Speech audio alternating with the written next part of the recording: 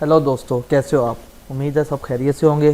तो दोस्तों, आज हम आपको बताएंगे कि सॉलिडवर्क्स पे पार्ट असेंबली बनाने के बाद हम उस पार्ट या असेंबली की ड्राइंग कैसे जनरेट करते हैं।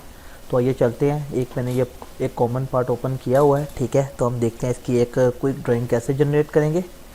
तो आइए इसकी ड्राइंग जनरेट करते हैं। ड्राइंग जनरेट करने के लिए आपके पास यहाँ पे ऑप्शन होती है make drawing from a part, ठीक है दोस्तों। इस पर क्लिक करेंगे। जैसे इस पर क्लिक करेंगे सॉलिडवर्क्स यहाँ पे हमें कुछ टेम्पलेट्स शो करेगा जो कि सॉलिडवर्क्स ने खुद डिज़ाइन की हुई हैं, ठीक है दोस्तों।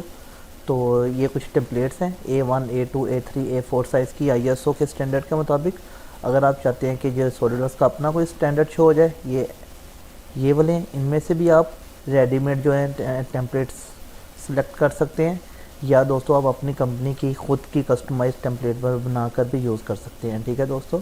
तो आइए हम इसको A3 को सिलेक्ट कर लेते हैं कि हमें A3 की टेम्पलेट दे दो रेडीमेड। बाद में इसे हम इस टेम्पलेट को ख़ुद भी कस्टमाइज़ करके चेंज कर सकते हैं, ठीक है। जैसे ही मैंने ये सिलेक्ट की तो हमारे पास कुछ ऑप्शंस आ गए हैं पार्ट के, जिसके अंदर ये टॉप, फ्रंट, राइट, बैक सब व्यूज़ हैं, ठीक है। आइसोमेट्रिक व्यूज़ भी है, डायमेट्रिक भी है। तो हम कोई एक व्यू को यहाँ से ड्रैग करवा कर हमने अपनी स्क्रीन पे ले आते हैं, ठीक है दोस्तों।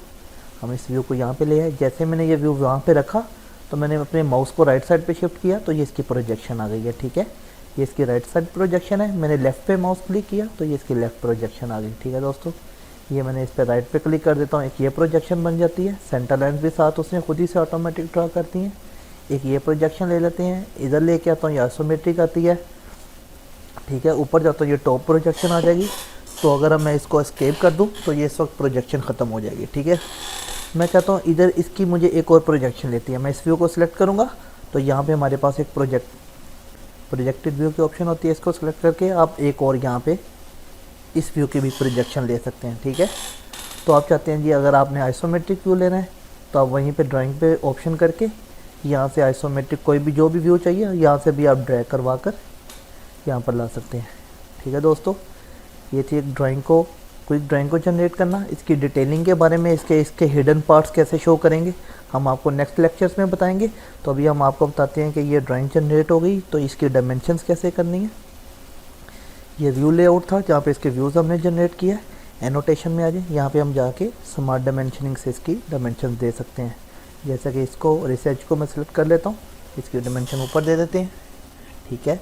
हम इसकी डायमेंशन यहाँ पे दे देते हैं, ठीक है। इसकी आप डायमेंशन इस क्लिक को करके यहाँ पे दे सकते हैं, ठीक है जी। अगर आपसे फिर से देनी है, यहाँ पे ऐसे क्लिक करके डायमेंशन दे दें, इसकी डायमेंशनिंग करनी है आप यहाँ पे दे दें, ठीक है। जो आपको डायमेंशंस दरकार है वो आप इजीली यहाँ से हासिल कर सकते हैं।